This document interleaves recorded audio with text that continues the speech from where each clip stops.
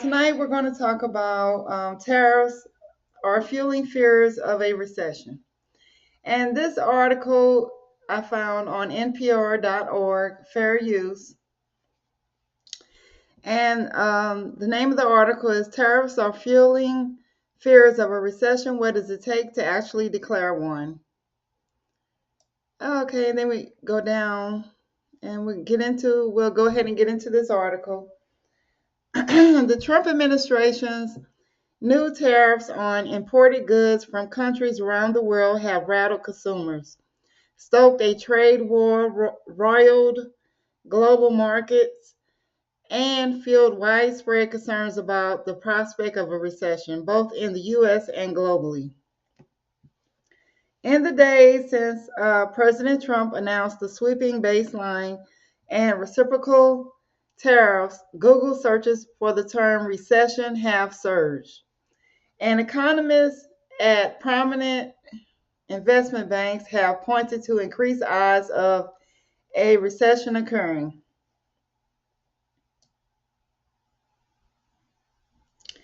In a Sunday note to clients, Goldman Sachs raised the probability of a U.S. recession from 35% to 45%. And that's assuming the tariffs are rolled back.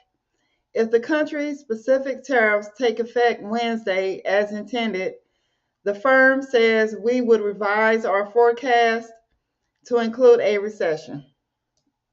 In a research report last week titled There Will Be Blood, JP Morgan upped its risk of a global recession to 60% from 40% before the tariff announcement.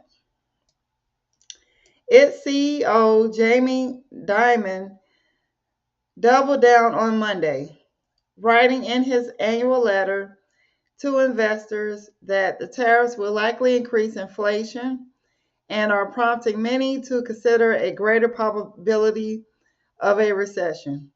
Whether or not the menu of tariffs causes a recession remains in question, but it will slow down growth, Diamond wrote.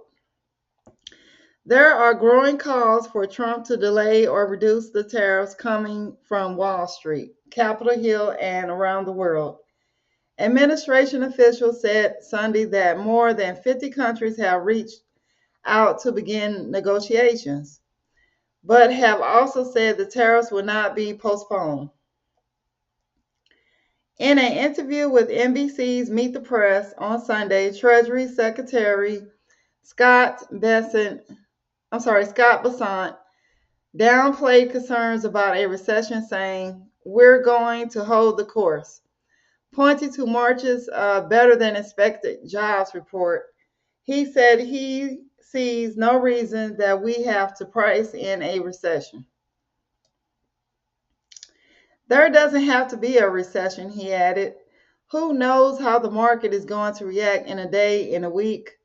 What we are looking at is building the long-term economic fundamentals for prosperity. With all this talk about a potential recession, it's worth taking a look at what the term actually means and who decides when it applies. What is a recession? A recession refers to a period of decline in economic activity. It's one of the four stages of the economic cycle: growth, peak, contraction or recession, and trough.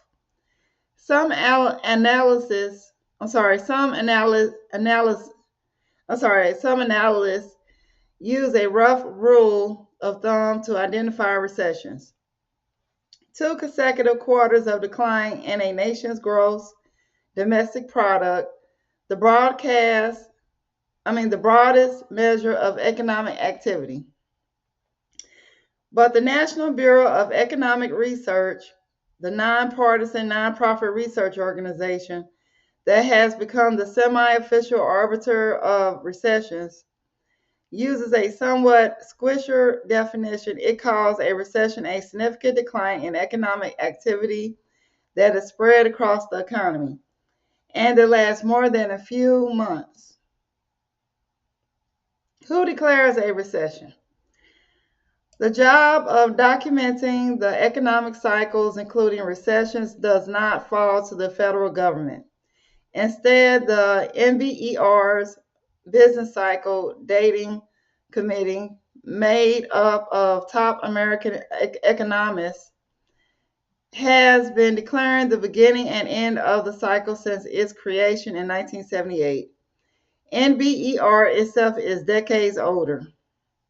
There is no fixed rule about how long NBER takes to identify a recession after a decline has started.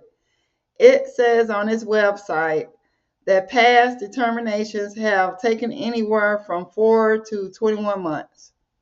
We wait long enough so that the existence of a peak or a trough is not in doubt. And until we can assign an accurate peak or trough date, NBR says, for example, it announced in June 2020 that the US had officially entered a pandemic induced recession months earlier, in February. It announced over a year later that the 2020 recession had ended in April, after just 2 months, making it the shortest US recession on record. What happens in a recession? A shrinking economy can cause a cascade of stressful ripple effects, including lower employment, deteriorating stock market results, and higher borrowing costs for consumers and companies, according to Fidelity. For example, people may not want to spend as much, which can impact the businesses they would otherwise support, which can lead to layoffs and in turn harm companies' performance in the stock market, further fueling the cycle. Mark Zandi, chief economist at Moody's Analytics, told NPR last week that consumer confidence and discretionary spending were already on the decline. He said the possibility of even broader tariffs, which were announced the following day, could speed up the path to a recession. It's the consumer that's feeling the brunt of it first. And with good reason, he said, but the way you get to recession is businesses see the weakening in their sales, and if they start laying off workers, then we're done. We're going into a recession. How rare are recessions? Various factors can jolt the economy into a recession, from unexpected events like pandemics and wars to asset bubbles bursting to excessive inflation to deflation. The U.S. has experienced 34 recessions since 1857, according to NBR data.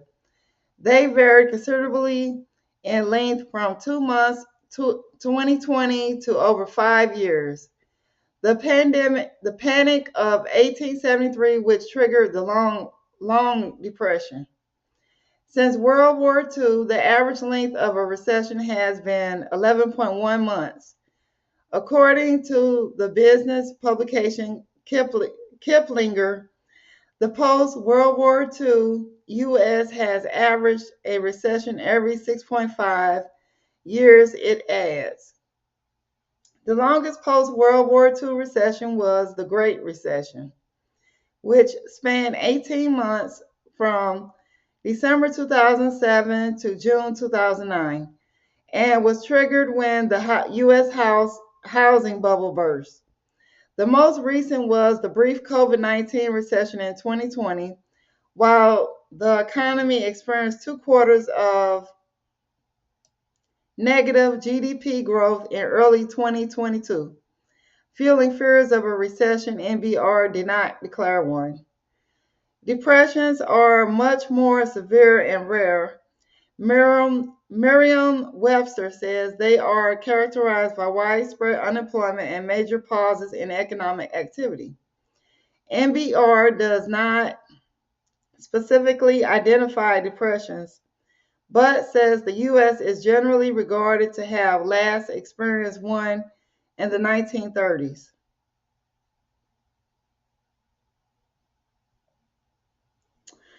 Oh, okay. Basically, in this article, they're claiming that the tariffs could fuel a recession. And a recession is described as inactivity in a market in the U.S. market. Okay, and the article says that an organization called NBR, Business Cycle Dating Committee, are the ones that normally, and it's made up of top American economists, and they normally declare when there is a recession. And on their website, they are cautious about declaring one because sometimes the market peaks and there's a peak or maybe a trough, and so all we can do is just see what happens, but it basically, from the article, it falls on the consumer. It says what happens in a recession: a shrinking economy can cause a cascade of stressful ripple effects, including lower employment, deteriorating stock market results. So stocks might fall a little bit, and higher borrowing costs for consumer and companies, according to Fidelity. And they say the change is coming up on Wednesday, when they're going to look at those tariffs being implemented. But hopefully, Trump will be able to negotiate with the global market, with the other countries, and hopefully they come to agreement with China as far as the tariffs. But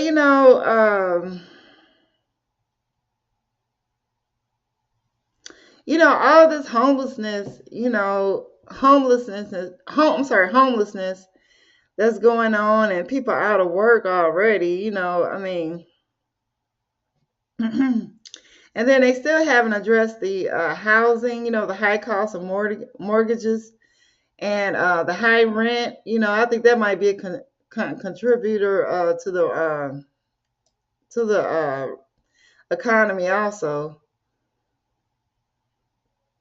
But all we can do is wait and see. I mean, the U.S. is supposed to be a rich country, but I think um, the leadership that we have now, hopefully they'll be able to resolve it. Um, like they say, in the days since President Trump announced a sweeping baseline and reciprocal tariffs, uh, a lot of people are concerned. They said a lot of Google searches for the term recession have surged. And economists at prominent investment banks have pointed to increased odds of a recession occurring. So if the banks are concerned, all I can say is, if you're investing, you have to be careful with your investments. And, hopefully things turn out good. All we can do is just watch the global market and stay up to date on it.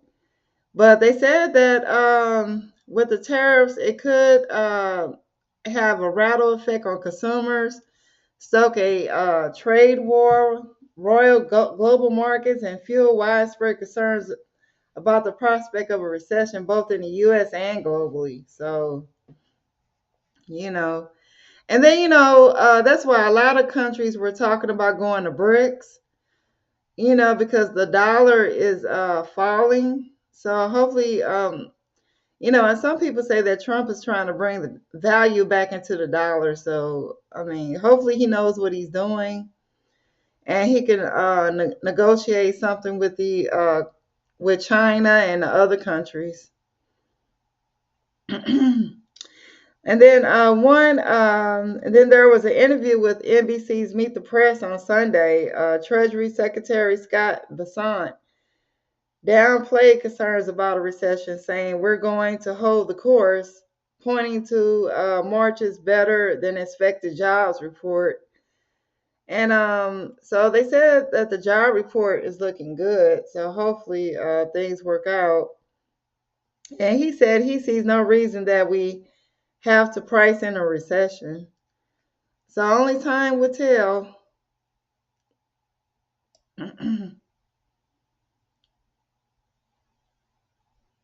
And let's see. And then it says right here, some analysts use a rough rule of thumb to identify recessions. And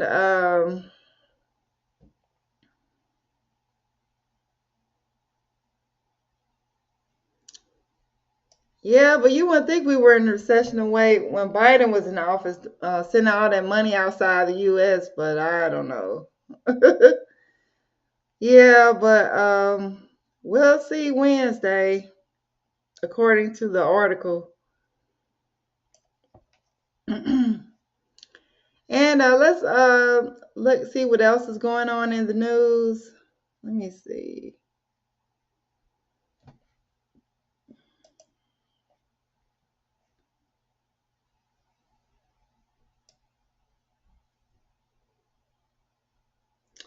Okay, they're talking about Trump is banning diversity programs. What's lost in the DEI purge? President Trump has put diversity, equity, and inclusion in his crosshairs, but there is no consensus on what DEI even means. Some say that fuzziness is the point, and that the current anti-DEI push is part of a larger plan to undo the gains made by the civil rights movement. And some people question, especially some Black Americans question, and some activists question, did DEI really help Black people? Because it was civil rights was intended for Black people when they came out of Jim Crow and slavery, and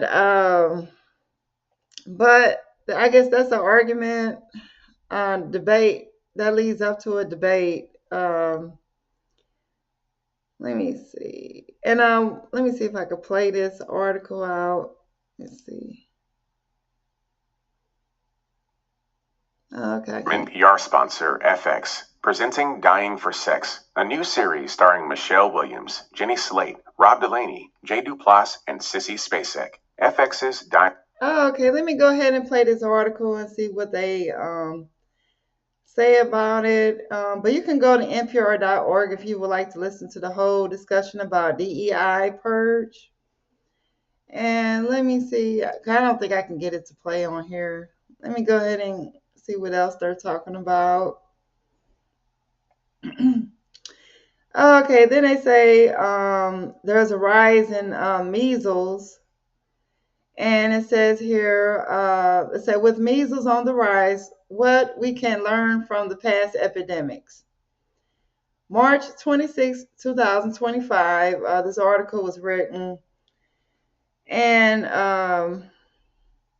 as the U.S. health system grapples with new outbreaks and risk of old diseases making a comeback, we're looking to the past and to inform how people in marginalized communities can prepare themselves for how the current administration might handle an epidemic. On this episode, the conversation with historian and author Edna Bonhomme about her latest book, A History of the World in Six Plagues. Well, yeah, and some people say some of the plagues were man-made, but we're not going to go into that tonight. Let's see.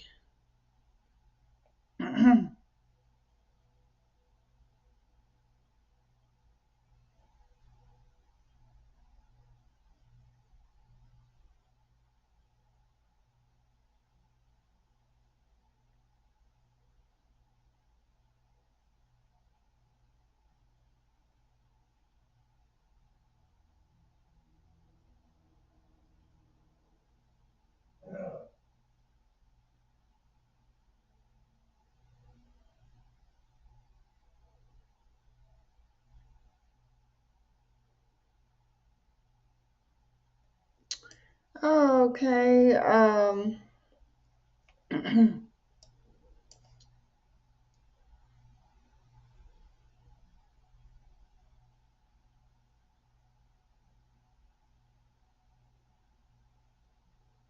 Yeah, let's see what's going on in world news.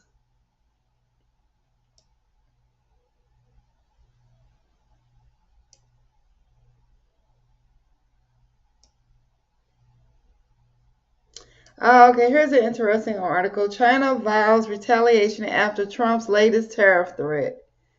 Oh boy. And this article was written, this is NPR.org, fair use. And this article was written today, April 7, 2025. China vows retaliation after Trump's latest tariff threat. Beijing, China said on Tuesday, will not back down in the face of President Trump's fresh threat to impose an additional 50% tariff on Chinese imports, as the trade war between the world's top two economies looks set to worsen. Trump said on Truth Social he would impose the new tariffs on China if Beijing did not retract a 34% retaliatory tariff on U.S. goods that it announced in response to Trump's initial salvo last Wednesday. In a strong worded statement, China Commerce Ministry said the U.S. threat to impose additional tariffs is adding a mistake. On top of a mistake, once again exposing the extortionate nature of the United States, which China will never accept. Yeah. If the United States obstinately clings to this course, China will have no choice but to see it through to the end, the statement said, adding that if U.S. escalates its tariff measures, China will resolutely take countermeasures to safeguard its rights and interests. Global equity markets have been pummeled as recession fears have grown following Trump's Liberation Day announcement of tariffs that touch most countries and most U.S. imports. On Tuesday, however, Asian stocks took a breather and gained ground in early trading after heavy losses on Monday. Key indexes in China, Japan, Hong Kong, and South Korea were up. If Trump follows through, Chinese goods coming into the U.S. will be subject to a combined 104% tariff. Trump hit Beijing with 20% in tariffs in the first week of his presidency, and then an additional 34% tariff on Wednesday. According to the Office of U.S. Trade Representative, the U.S. imported 438.9 billion in goods from China last year, up 2.8% from 2023, and most of the our products come in from China. Okay. And looks like well, maybe Trump will be able to negotiate something with China. And when you think about it, it's like two strong leaders going at it. And I guess all we can do is pray, and hopefully they'll come with some kind of resolution so it doesn't affect our economy in the U.S. But looks like here China is not backing down. And Trump said on Truth Social, okay, if Beijing did not retract 34% retaliatory tariff on U.S. goods. Okay, China, from allegedly what I hear, China has their country first attitude. So hopefully they can come on some kind of common ground because China, they put their country first. So yeah, so we're looking at two leaders, strong head leaders going at it. So hopefully they can come to a consensus and get the global market back on course.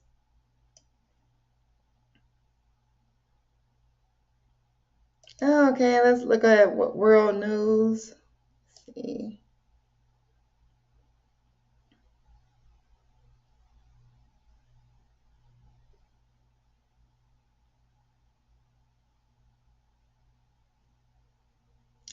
And then this article came out yesterday. U.S. stocks are volatile as sell-offs sweep through global markets.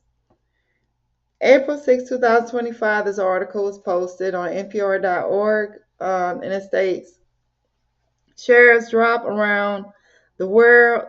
Shares dropped around the world Monday as higher U.S. tariffs and backlash from Beijing triggered massive sell-offs. Trump has defended the tariffs. You have to take medicine to fix something. Well, I hope it works out. Yeah. Yeah, but it looks like it's not looking good on Wall Street. But you never know. Most of the time in the stock market, it'll go down and then it bounces back. So hopefully it won't cause a recession.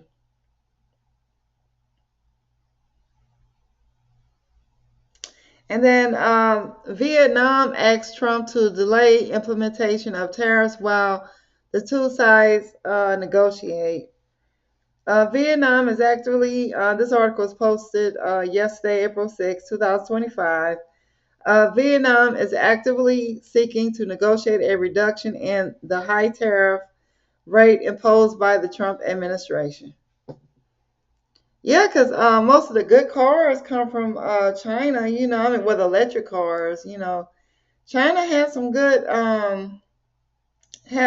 products, Um, well, some of the products aren't good.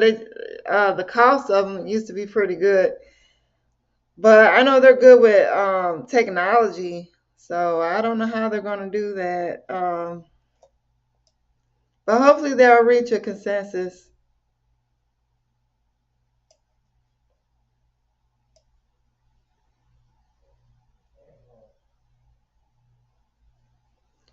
Okay, and let me look at another article to discuss today.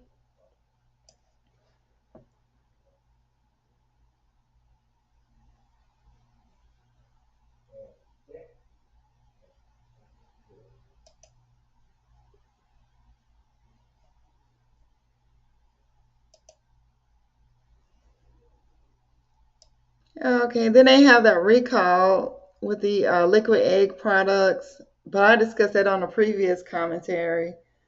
Um, and then the USDA, but that was in February 28th, 2025. This article was posted.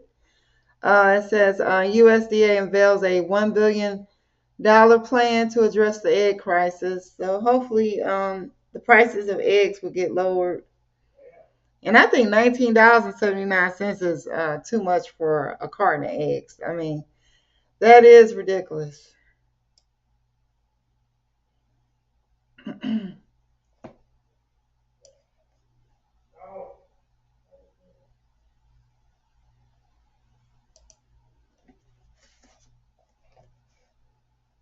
And I wonder what the latest movies that came out. Let's look and see. They got, well, I never looked at this series called White Lotus. Season 3 ends with several bangs. And they got another TV show. Let's see. They got a Minecraft movie turns a best-selling game into a cinematic block party. And this article was April 4th, 2025. Based on the best-selling game, a Minecraft movie stars Jack Black and Jason Momoa in a goofy and sprawling adventure full of blocky animals and magical MacGuffins. Directed by Jared Hess, Nacho Libre, Napoleon